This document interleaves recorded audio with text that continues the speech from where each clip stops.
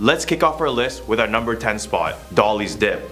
Situated on Disney's famous Matterhorn bobsled ride, a tragic event occurred. A woman by the name of Regina Young, otherwise known as Dolly, tragically passed away after falling from her bobsled and getting struck.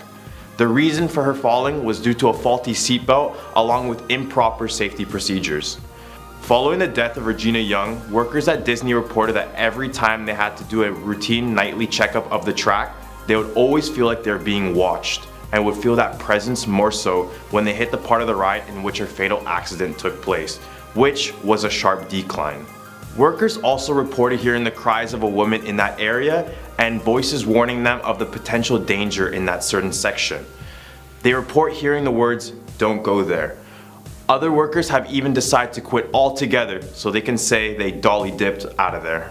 Coming in at number 9, we have the human bones in the Pirates of the Caribbean ride. This expensive and popular attraction is a Bayou boat ride that lets guests travel through the world of pirates and real human bones? Yes, I said real bones. It was reported that when it was first built, the developers were so strict on the realism aspect of it all that they brought real human skulls from the UCLA Medical Center to meet their high standards. Eventually, as technology improved, they began to make realistic skeletons to replace the real ones, saving them from further controversy. Today, Disneyland states that there are no longer human remains on the ride, but others are convinced, saying that some remains still exist, including the skull on the headboard of the ride. It's definitely creepy to decorate a ride with actual human bones, but we think that Jack Sparrow would approve. Here at number 8, we have the monorail runner. The monorail in Disneyland is an efficient, useful source of transportation to get all around the park. It was so useful as a source of transportation that in 1966, a 19-year-old recent graduate by the name of Thomas Cleveland decided it was a good idea to sneak into the park by walking along the monorail track. This idea was not smart. The monorails were high up and there was no area for him to move if a train had approached. He eventually got caught by security, and upon trying to escape, the boy found himself in front of an oncoming monorail with nowhere to go. He would meet a sad fate. After this incident, many guests have reported hearing footsteps above them where the monorails are. Others have reported to workers that they had seen a person running on the tracks at night, but upon investigation, nothing was there. This sad case of trespassing should warn everyone to not challenge Disney's safety regulations. Coming in at number 7, we have the infamous fire department.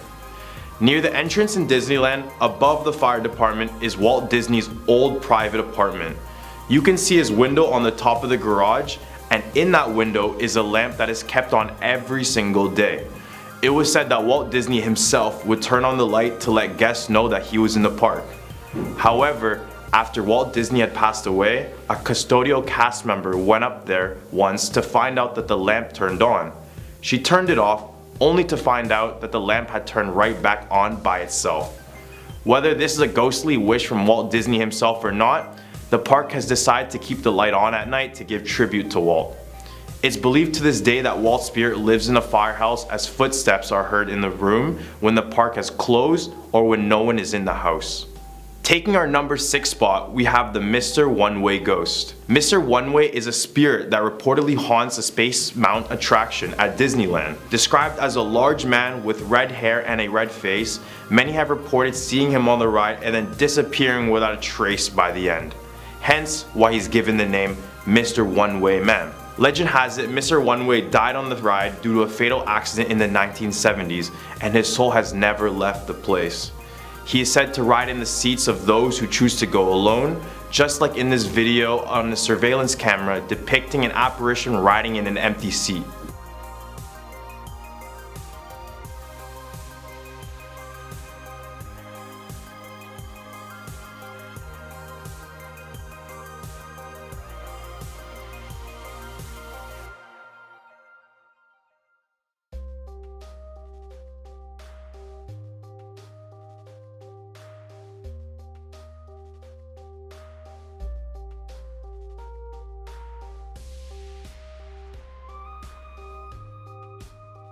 So if you're going alone to Disney, either find a friend or go in even numbers and maybe this ghost won't introduce itself.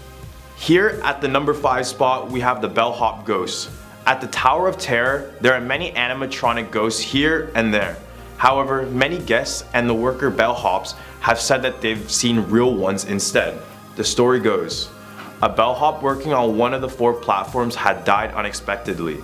There are 4 platforms, Alpha, Beta, Charlie, and Delta. It was platform Delta where the bellhop had passed away, and ever since it's been reported to be haunted by his ghost.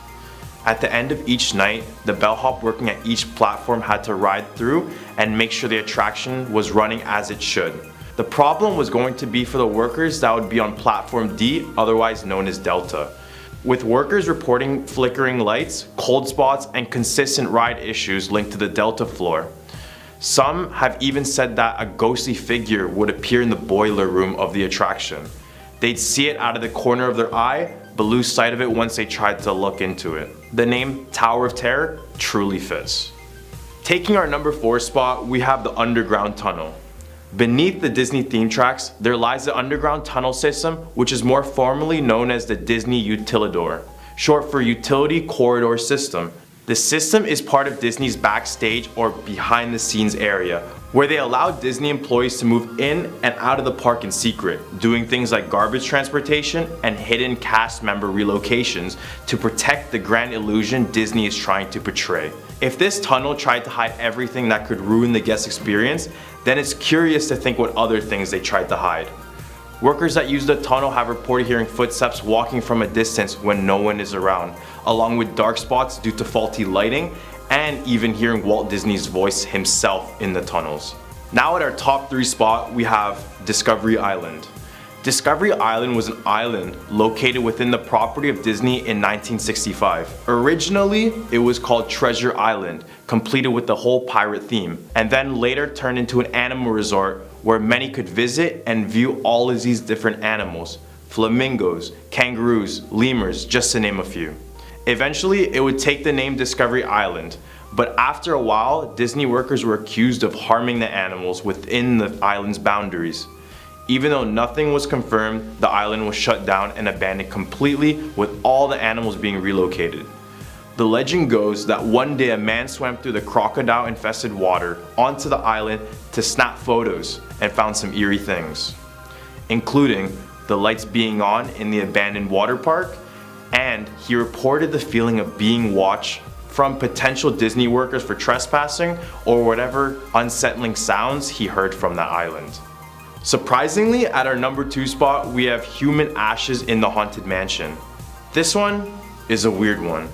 So apparently people would go to the Haunted Mansion in Disney and dump the cremated remains of the people they hold dearly in and around the mansion. I believe they do this because they want their loved ones in a place of joy. But what? Workers reported seeing these ashes scattered all around the mansion and would have the unfortunate duty to clean them up. Despite it being extremely creepy, illegal, and downright dangerous for people to do this, the haunted house attraction is said to be actually haunted now, due to the ashes of many people being all over the premise. The irony of the haunted house being actually haunted is very real. And now taking our number 1 spot at our top 10 scary Disney urban legends, we have Debbie Stone. At Disneyland, at a very famous ride called the Carousel of Progress, it was redesigned to become a new attraction named America Sings. And in 1974, an automated musical extravaganza that paid tribute to the musical history of America debuted, where audience members would get to see 6 different stages rotating to allow everyone to experience it in a sequence. There was one key issue in the system, however. As the ride rotated clockwise, all of the walls of the ride would press against one another. Unfortunately, a young woman by the name of Debbie Stone was set to perform, and as the stage rotated, she got crushed between the walls, passing away instantly. Before we start, please no smoking or eating, and especially no flash photography here in our theater.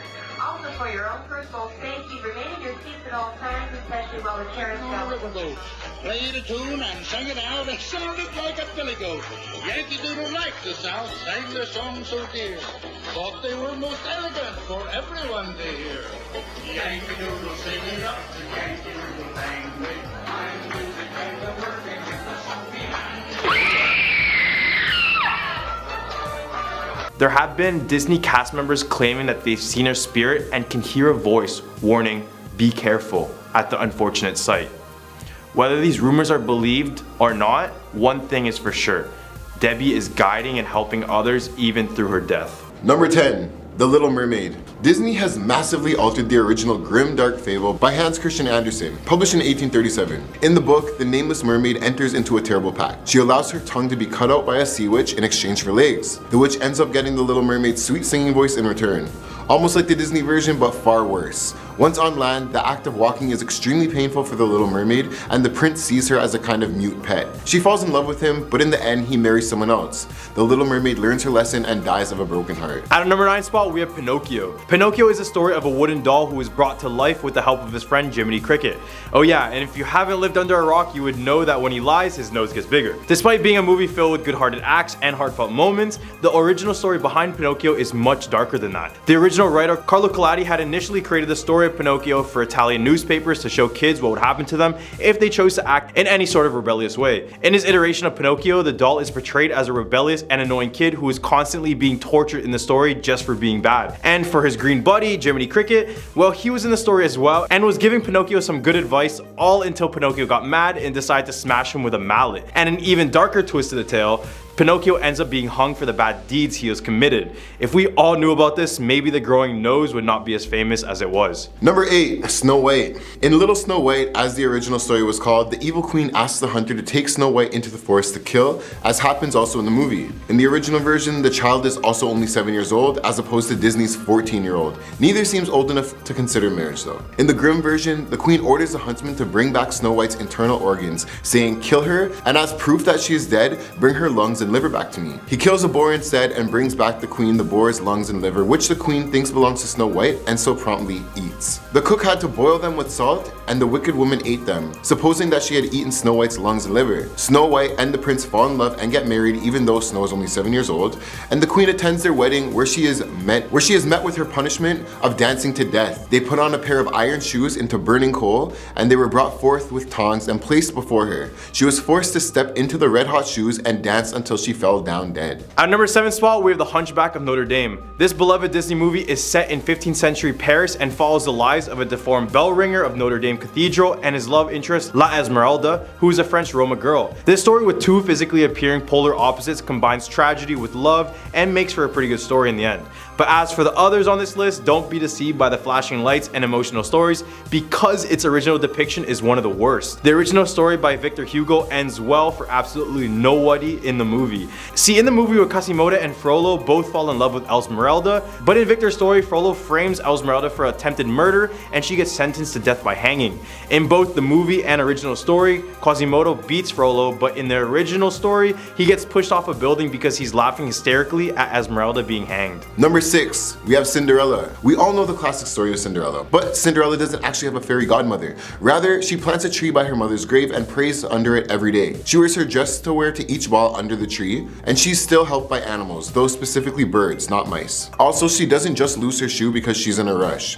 The clever prince covers the steps in a pitch to make her stick to them, but she only loses a shoe in the process. One of Cinderella's evil stepsisters cuts off her toe and the other cuts off her heel so they can both fit into the tiny glass slipper. The prince is notified by the little doves that there's blood on the shoe, and he finally discovers the true owner is Cinderella. Once the stepsisters realize that, they try to favor Cinderella.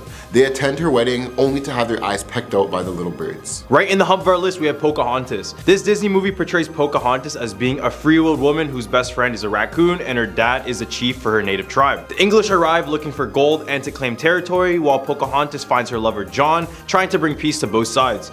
Classic native and early settler stuff, you know? And in the end of the movie, Pocahontas decides to stay with her tribe instead of going to England with John. However, the real story behind this is much more differently, so hopefully this doesn't ruin your childhood. In the original story, Pocahontas was never in love with John. In fact, she hated him with her guts because he would lie about everything that happened between the two. As mentioned in the movie, when John asked for Pocahontas to come back with him to England, she declines. But in the original story, John gets taken aback from this rejection, and this would ultimately lead to the Anglo-Powhatan Wars between the settlers of Virginia colony and the Algonquin Indians. Pocahontas would then get kidnapped and forced to indulge in English culture like Christianity and the English language. After a bit of time, she went back to her tribe in Virginia, but got really sick and passed away at the young age of 21. I told you I'd ruin it. Number 4, Sleeping Beauty. In Jean-Baptiste Bastille's tale, which is the actual origin of Sleeping Beauty, a king happens to walk by Sleeping Beauty's castle and knocks on the door. When no one answers, he climbs up the ladder through a window and he finds the princess and calls her. But as she's unconscious, she does not wake up. He carries her to the bed and abuses her, then leaves. She awakens after she gives birth because one of her twins sucked the flax from the spindle out of her finger. The king comes back and they end up falling in love. However, the king is still married to someone else. His wife finds out and not only tries to have the twins killed, cooked, and fed to the king, but also tries to burn the princess at stake. Luckily though, she was unsuccessful. Then the king and the princess get married and they live happily ever after. At our number 3 spot, we have Mulan. Mulan follows a young Chinese woman who looks to extend her boundaries and willingly disguises herself as a man to join the army to prove to her family and to herself that she can do anything she wants. In the war, she ultimately saves her father's life and brings honor to her family. After being told for over 1,500 years, the story has gotten extremely sugar-coated. Now in Hua Mulan's original poem, that which the movie is based on, it had them losing the war completely. The Khan allowed Mulan to live, but only if she lives with him, basically making her his own slave. So in the poem, she's as cunning as in the movie, and upon hearing this, she manages to escape and run back home. When she comes back home, however, she is met with the news that her father had passed away when she was gone and that her mother had remarried. The Khan then sends out men to find her, and as she finds no other solution to this problem, she takes her own life in order to be with her dad. At number 2, we have Tangled. Tangled, it's a pretty loose adaptation of Rapunzel, but she ends up getting knocked up by the prince before they escape, and the evil sorceress figures it out. The sorceress cuts off Rapunzel's hair and throws her out into the wilderness. When the prince shows up to see her, the sorceress dangles Rapunzel's cut off hair to lure him in and tells him that he'll never see Rapunzel again. He ends up jumping out the window in despair and is blinded by the thorns below. He wanders around aimlessly, and Rapunzel ends up giving birth to twins, and he's eventually guided back to her when he hears her voice. Her tears restore his sight, then they return to the prince's kingdom and live happily ever after. At our number 1 spot, we have Peter Pan. Peter Pan is about a magical boy who can fly without wings and fight without weapons. He travels from the Enchanted Isle of Neverland and various locations, all while being chased by his arch nemesis, Captain Hook. This movie is based on the story of J.M. Barrie. Peter Pan was actually based off of Barry's older brother, David. After an ice skating accident, his older brother David would tragically pass away, so he created Peter to keep the image of his brother alive. And he created the island of Neverland as a place for his brother to go to. This would have a lot of dark implications for the movie because Peter would always want to bring Wendy and her brothers to Neverland, and if Neverland is a place to go after you pass away, he's basically asking them to join him in the afterlife. At a number 10 spot, we have Frozen was a distraction. The rumor that Walt Disney's body was frozen after his death in 1996 is a persistent and enduring one that has captured the imagination of many people over the years. The theory originated from a claim by a reporter who said he had sneaked into a hospital where Disney passed away and saw the legendary animator's body in a cryogenic metal cylinder. Despite the lack of evidence, the rumor has persisted and even gained new life in recent years. Eventually, it even spawned a new theory suggesting that the Disney movie Frozen, which was released in 2013, was actually created as a distraction from the rumor that Disney's body was frozen. The theory is based on the idea that searches for Disney Frozen on Google, which tends to bring up information on the movie rather than the rumor, suggesting that the movie's title was chosen strategically to obscure the search results that were to be found if they searched up his frozen cryogenic body. While this theory may sound far-fetched, it is interesting to consider the enduring power of the rumor and the various ways in which it has been perpetuated and interpreted over the years. At our number 9 spot, we have Lilo's parents were CIA agents. One theory circulating online by Reddit user Kapukoa suggests that at least one and possibly both of Lilo and Nani's parents were CIA agents. Let's just focus on the idea if Lilo's father was an agent. In the movie, when the Galactic Council comes to collect Stitch, the leader mentions that she recognizes the social worker, Cobra Bubbles. You know, the big guy with glasses? Yeah, him. He then tells her that he was with the CIA at Roswell. Now, it seems unlikely that a CIA agent who was involved in an alien encounter would just walk away and become a social worker without any good reason. So this user suggested that a reason for his career change could be that Lilo's father wanted to keep an eye on his daughter and her sister and ensure that they were safe. This is all considering that Cobra Bubbles was her father's former partner or even a co-worker. But that's not all. In the movie, we see that Lilo has a particular obsession with taking photos of people around the island, specifically much larger people. It's possible that Lilo's father brought her on a low-risk surveillance assignment on the island using her as a cover of sorts. The theory suggests that the target of the assignment was an overweight person, something that Lilo distinctly remembers. Now she takes the same kind of photos as a way of remaining close to her deceased father. At number 8 spot, we have Moana was deceased for most of the movie. One Reddit user by the name of Dave Midrock suggests that Moana was not alive during most of the movie. So apparently there's a barrier between the normal human world and a magical otherworld, where all the creatures and figures from the Polynesian mythology exist.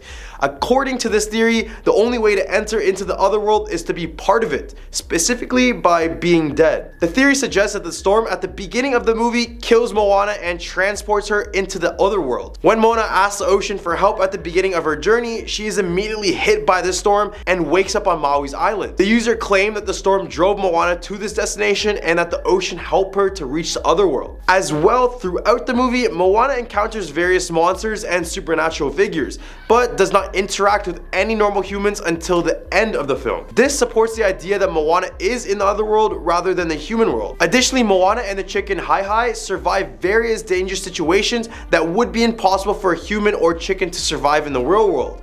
The only time Moana is physically hurt in the movie is when she gets her foot stuck in the reef, which takes place before the storm, and while she is alive on her home island. As well, in the early drafts of the script, the realm of the monsters was referred to as the underworld, and Moana met her ancestors there. This adds further support to the idea that the otherworld is a place for the dead and that Moana was in it for much of the movie. At a number 7 spot, we have Finding Nemo is about the 5 stages of grief. A Reddit user by the name of Darklighter5000 suggests that Finding Nemo is actually a metaphor for the father's journey through the stages of grief. They say that Marlin imagines that one of his sons survived when in reality his whole family was destroyed in the beginning of the movie. So to begin, the father is in denial because he is unwilling to let his surviving son, aka Nemo, go to school because it's not safe. This represents a stage of denial in which a person refused to accept the reality of a situation. He basically creates a mental image of Nemo alive in his mind this whole time. As the movie progresses, the father moves through the different stages of anger and bargaining, as he immediately scolds Nemo for venturing out of his control, and bargaining when he eventually agrees to put up with a forgetful travel buddy in order to help him find his son, as we all know and love as Dory. These stages represent the father's attempts to cope with his grief and find a way to move forward.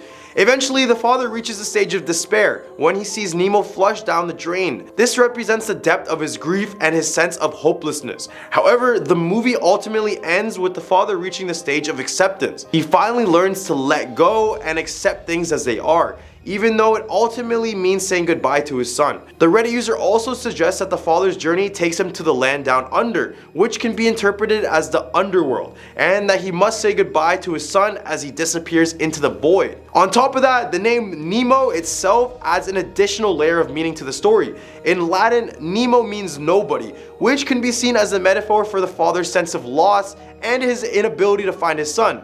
Food for thought. At a number 6 spot, we have Beauty and the Beast's Ugly Truth. In Disney's Beauty of the Beast, Reddit user Cheems Giara claims that a curse on the Beast and his castle has been in effect for 21 years when the film takes place. When the witch first placed the curse, she intended it for it to last 21 years, not for the Beast to be 21 years old. This means that the Beast is actually in his 40s, which is more in line with his character's actions and his demeanor. Before the events of the film, the Beast and his servants, including Lemire, tried to bring the girls to his castle in an attempt to break the curse. However, none of these girls were successful, and the Beast eventually lost hope and just stopped trying. This would be why the furniture, including Lemire, hadn't put on a show or entertained guests for over 10 years. It's possible that something particularly disastrous happened around the 11th year of the curse, causing the beast to give up on trying to break it. As well, the castle was clearly prepared for the arrival of a girl, with a room set up for her and clothes in the wardrobe. This could suggest that other girls were held captive in the castle before Belle. The beast's surprise at Belle and not shuddering at his paw may also indicate that he has experienced rejection from other girls in the past. Despite these failed attempts to break the curse, the servants, including Lemire, still holds out hope that Belle will be the one to finally break it. After hearing about this, I don't know if I should feel more bad for the beast or if I should just be creeped out more. In the Humperella list, we have Aladdin is set in a post-apocalyptic wasteland. Reddit user by the name of Neuroplasm took a theory made on a 4chan post suggesting that the movie Aladdin takes place in a post-apocalyptic wasteland. They mentioned that in one scene of the movie, the genie calls Al's clothes, quote, so 3rd century. And if we dissect this, we have to understand that the genie has been supposedly trapped inside of the lamp for 10,000 years. So in reality, there's no possibility that he would have known the fashion trends then since he was trapped. This would mean that the latest time that genie was trapped was since the 3rd century. So if he spent 10,000 years since, he would be at least in the year 10,300 AD when he gets out. So this led the Reddit user to believe that the entire movie of Aladdin takes place in the future where only Arab culture and parts of Greek culture survived. The theory also suggests that the name Arabia has been corrupted to Agraba, and that the Muslim religion has a trophy to the point when there is no mosque, but people still give praise to Allah. The theory also suggests that the locals take for granted or consider magic the amazing technology marvels left behind by the previous civilization, like sentient flying carpets or genetically engineered parrots that comprehend human speech. At a number 4 spot, we have Peter Pan murders lost boys who grow up. Reddit user Morvis343 combined 2 theories about Neverland and combined them to make one brutal one. Their first theory suggests that Pan does not want the lost boys to grow up and kills them once they do. According to the user, Captain Hook and the pirates are former lost boys who escaped before Pan could kill them, suggesting that Pan is the villain of the story and that Hook is actually the good guy. The other theory proposes that Neverland is an afterlife for children who died young, and that Pan brings them to this special place to give them a proper childhood that they were denied in their earthly lives. So when the Reddit user combined these theories, they came up with the thought that instead of simply being an afterlife, perhaps Neverland is a waypoint on the way to the regular afterlife. Children die and are brought to Neverland by Pan, where they're given a chance to experience a full and whimsical childhood. However, once they grow up, it is time for them to move on to the regular afterlife. Pan then kills them and then sends them to their final destination, heaven. Captain Hook, however, escaped Neverland before he could understand this process. He believes that Pan is simply killing children for no reason and is locked in conflict with him as a result. However, the truth is that both Pan and Hook have the best intentions for the lost boys, with Pan wanting to give them a proper childhood and Hook wanting them to protect them from harm. Only Pan knows the truth about the eventual fate of the lost boys, but Hook is too stubborn to listen and consider the possibility. At a number 3 spot, we have inappropriate messages in Lion King. There is a rumor that the word sex appears in the scene from Disney's Lion King. According to the rumor, a 4-year-old boy noticed the appearance of the letters in the dust clouds created when Simba flops to the ground and told his mother or aunt about it. The child's mother or aunt then notified the American Life League, which is a religious organization that has been boycotting Disney films, and the rumor became the highlight of their September 1995 campaign against Disney videos allegedly containing sexual messages. The theory about the appearance of the letter sex in the dust clouds is disputed, with some people claiming that it is the power of suggestion or an international assertion of a special effects group. It is worth knowing that the letters seem readily apparent to those who are knowing what they're looking for, but people unfamiliar with the rumor rarely make them out, even after being told to look for it in the clouds for a little bit. The generally accepted explanation is that the letters were slipped in by a special effects group to form the abbreviation SFX as a joke, and the appearance of the word sex is purely coincidental. But is it really? At number 2 spot, we have Carl wasn't alive during the movie Up. Pixar's animated film Up tells the story of retired balloon salesman Carl Fredricksen, who embarks on a journey to the lost world of his childhood dreams by attaching thousands of balloons around his house. Along the way, he meets a young wilderness explorer named Russell, as well as a number of other colorful characters. However, according to a theory proposed by Reddit user known as Wolfie, there may be more to the story than meets the eye. The story suggests that Carl is actually dead throughout the film, and and that his journey to Paradise Falls is a metaphor for his move into the afterlife. According to the theory, Russell is an angel trying to help Carl transition into the afterlife, while Charles Muntz, the film's main antagonist, is a fallen angel who is determined to drag Carl to the underworld with the help of his hellhounds. This interpretation of the film suggests that it is a deeper exploration of the themes of death and the afterlife, and the role that angels may play in guiding us through that journey. At a number 1 spot, with Andy's mom owned Jessie and then forgot about her. In Toy Story 2, Jessie is introduced as a jaded cowgirl with a fear of abandonment. She was neglected by her old owner Emily for years before being discarded into a donation bin. Despite learning to trust again and become happy as Andy's toy, Jessie never really gets any real closure with Emily. There's a theory that suggests that Emily is actually Andy's mom all grown up. This theory is supported by the fact that Emily and Andy have similar appearances, and that Andy's old red hat looks like a larger version of Jessie's hat, which we all know Emily also had.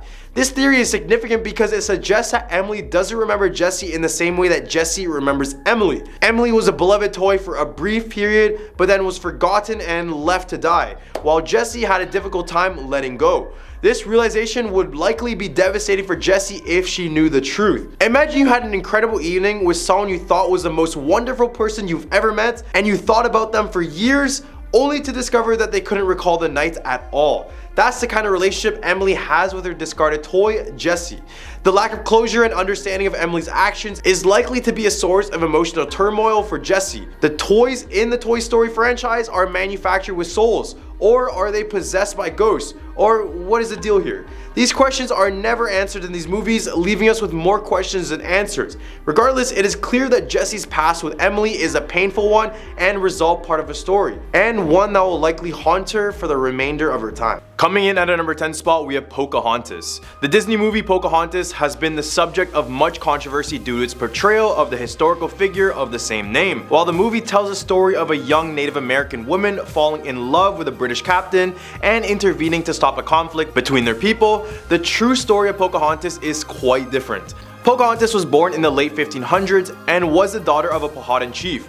Her given name was actually Mitaka, and Pocahontas was a nickname that meant spoiled or naughty child. And as a child, Pocahontas would have witnessed the arrival of English settlers in search of the New World, which resulted in numerous clashes between the two groups. One of the most famous events involving Pocahontas was her intervention to save the life of English explorer Captain John Smith. However, it's unlikely that there was any sort of romantic involvement between the two. Pocahontas was later captured by English settlers and eventually married a tobacco planter named John Rolfe, taking the name Rebecca. This was the first recorded marriage between a European man and a Native American woman. And then after 2 years of marriage, John and Rebecca Rolfe traveled to England, where Pocahontas met Captain John Smith once again, but refused to speak to him. And this is where the story kind of takes a dark turn, because sadly, Pocahontas became ill and passed away at the age of 21 while returning back to Virginia from England. There were suspicions of poisoning, but this has never been confirmed. And now it's a movie, and since you heard this origin story, I bet you'll view this movie a bit more differently than the last time you watched it. Coming in at a number 9 spot, we have The Hunchback of Notre Dame. The Hunchback of Notre Dame is a classic Disney movie that retells Victor Hugo's famous novel. However, what many people don't know is that there was a real-life inspiration for the character of Quasimodo. Henry Simpson, a British sculptor, wrote a memoir about his time repairing the Notre Dame in the 1820s. He describes a man named M. Trahan, who was the lead carver of his crew and who had a hump on his back that was very noticeable. Trahan worked closely with a sculptor who was almost exclusively referred to as the Hunchback by his colleagues. The Hunchback was a government sculptor who mostly kept to himself, but he and Trahan worked in the area of Paris where Victor Hugo lived. Hugo closely monitored the restoration of the Notre Dame and likely knew the Hunchback, if not personally, at least from a distance. Not long after, Hugo published The Hunchback of Notre Dame in 1831, and the rest is history. It's definitely a telltale sign the way society mistreats those who are very different from others. Coming in at our number 8 spot, we have Mulan. Mulan is based on a Chinese folklore tale dating back to 420 CE, but the true story is even more fascinating and darker than the family-friendly version. The story follows Hua Mulan, who disguises herself as a man to take her father's place in a fight against Genghis Khan. She is highly skilled in martial arts, sword fighting, and archery, and she manages to go undetected in the army for 12 years until her true identity was revealed. After revealing herself, Mulan befriends another woman named Du Zhang, and and the emperor's daughter, and the trio continues to fight for their country. However, after the king is overthrown, they are forced to surrender, and Mulan returns home to find her mother remarried. She's ordered to become a concubine for the rest of her life, but she refuses to face such dishonor and takes her own life instead. The true Mulan story is not only a story of bravery and strength, but also a story of sacrifice and really extreme tragedy. Although there is speculation that the actual warrior of Mulan could have been a real woman, the tale has been passed down for centuries and has inspired countless people, including the creators of the beloved Disney movie. At a number 7 spot, we have Pinocchio. Pinocchio, the lovable puppet who has longed to be human, has been a beloved character for generations. But did you know that the story of Pinocchio is actually quite dark? Well, the original tale, written by Carlo Collodi in the late 19th century, is a far cry from the Disney classic we all know and love. In the original story, Pinocchio is constantly punished for his bad behavior in increasingly gruesome ways. In fact, the original ending had Pinocchio being hanged for his misdeeds. But why was the story so dark? It's said that Collodi was inspired by the behavior of the children he saw on the streets of Italy. He wanted to write a cautionary tale that would teach children about the dangers of lying and disobedience. And while the story may have been dark, it certainly resonated with some readers. Pinocchio quickly became a beloved character in Italy and beyond, and when the Disney film was released in 1940, it was a far more sanitized version of the real story. Jiminy Cricket became a prominent character, and Pinocchio's misdeeds were toned down. But even with all the changes, the story still manages to teach some valuable lessons about honesty, bravery, and selfishness. At number 6 spot, we have Rapunzel. While many of us may be familiar with the tale of Rapunzel and her long golden hair, many of you don't know that it's inspired by a real story. Introducing the story of Barbara as recorded by Jacobus de Varogny in the 13th century. It's a harrowing tale of a young woman's rebellion and ultimate persecution. Barbara was a beautiful and headstrong young woman who lived with her wealthy father, Dioscorus. Many suitors sought her hand in marriage, but Dioscorus made it a rule that they could only meet Barbara after an interview with him. One day, after an argument with her father about wanting more independence, Dioscorus locked Barbara up in a tower to prevent her from meeting with suitors behind his back. Barbara's only contact with the outside world was through the townspeople who delivered food to her. One day, someone left her a book explaining Christianity. At the time, Christianity was viewed as a religious cult that the Romans were trying to prevent from taking over. Despite the risk, Barbara read the book and fell in love with Christianity, deciding to convert eventually. Using her beauty and charm, Barbara convinced the nearby workers to send over a doctor who was actually a priest in disguise. In the most significant act of rebellion she could do at the time, Barbara was baptized. However, when Dioscorus returned home, he discovered what his daughter had done and reported her to the authorities. Barbara was dragged by her long hair to the town square, where she was beaten, tortured, and burned by her community. Finally, her father chopped off her own head with a sword. So, if this origin story won't give you a horrific perspective, I don't really know it will. In the hump of our list, we have Jungle Book. Rudyard Kipling's The Jungle Book has been loved by audiences for years through various film adaptations that capture the essence of the story. A young boy named Mowgli who learns the importance of self-discovery and the harmony between man and nature. However, what many people may not know is that the story of Mowgli was actually inspired by a real-life boy who was discovered by hunters in 1867, living in the jungle, raised by wolves, and completely unaware of human behavior and language. The boy was taken to a nearby orphanage where he was given the name Dina Sankar, which means Saturday in Hindi, the day he was discovered. Being raised by wolves, Dina Sankar mimicked their behavior, walking on all fours and eating raw meat while gnawing on the bones to sharpen his teeth. He had no understanding of human behavior, of language, and instead growled and howled like a wolf in an attempt to communicate. The missionaries at the orphanage attempted to train the boy in a human lifestyle, teaching him to walk on 2 feet and speak in a human language. However, he never fully acclimated to human behavior and language and never learned to speak it himself. Instead, he learned to understand language in his own way and eventually wore clothes, walked like a human, and even smoked cigarettes at one point. Number 4, Dumbo.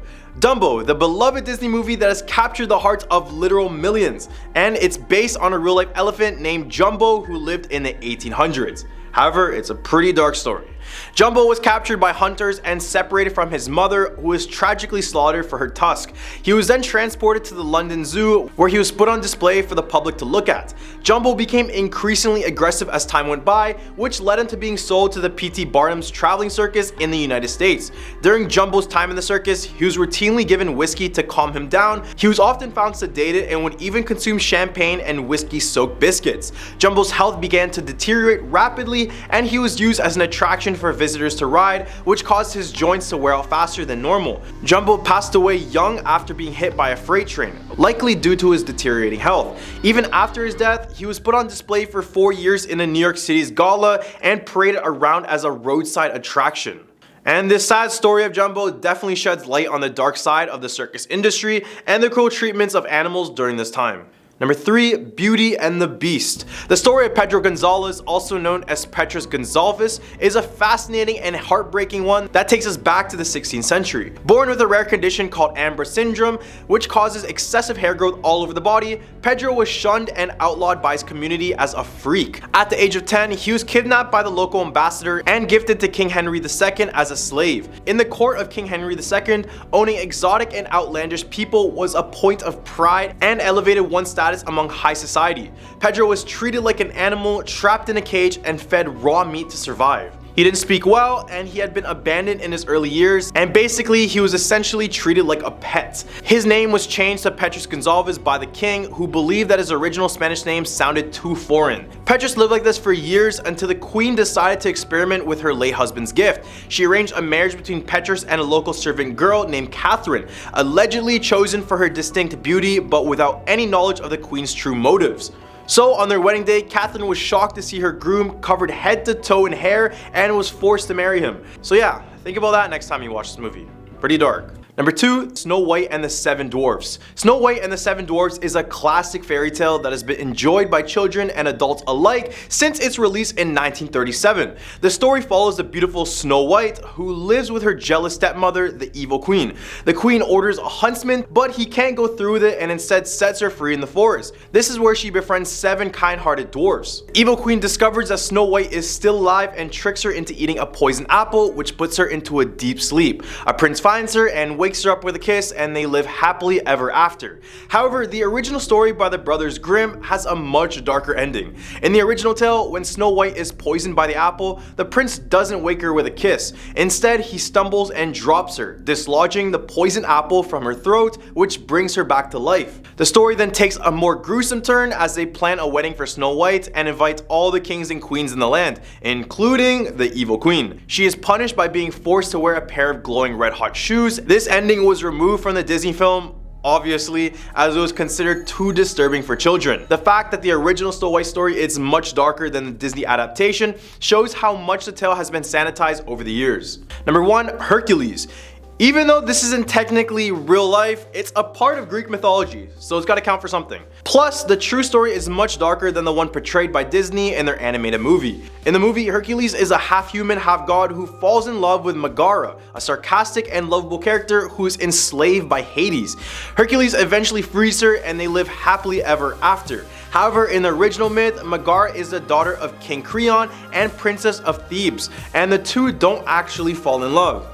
Instead, Megara is given to Hercules as a gift after he saved Phobos single-handedly from the minions. Over time, Megara bears him several sons, but things take a dark turn when Hera sends Hercules into an unstoppable madness. Hera deeply hated Hercules because he was a reminder of all the affairs committed by her son, who is also her brother Zeus. Hercules had some pretty bad mommy issues about this, even though she was not even the mother. And riddled with guilt, he enslaves himself to his cousin Eurystheus and performs the 12 labors in an attempt to atone for his sins. It's interesting to see how much the Disney movie changed the original myth, but it just makes sense.